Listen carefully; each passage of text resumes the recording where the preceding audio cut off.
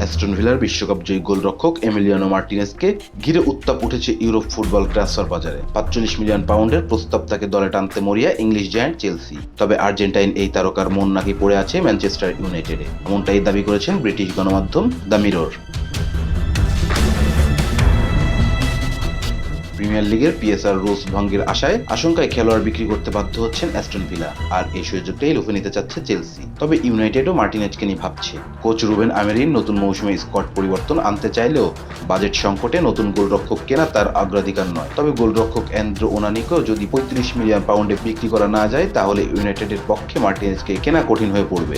এই অবস্থায় চেলসি বেশ খানিকটা এগিয়ে। ক্লাবের সহকারী কোচ উইলি কাবিয়ারো নিজেও একজন আর্জেন্টাইন এবং মার্টিনেজের বড় ভক্ত, ফলে মার্টিনেজকে দলে ফেরাতে তিনি বড় ভূমিকা রাখতে পারেন বলে ধারণা করা হচ্ছে।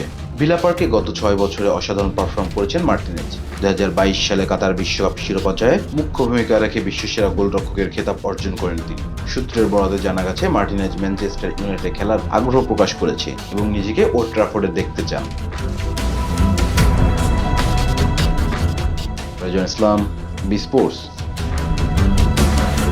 Please subscribe our channel to get more information about Cricket World.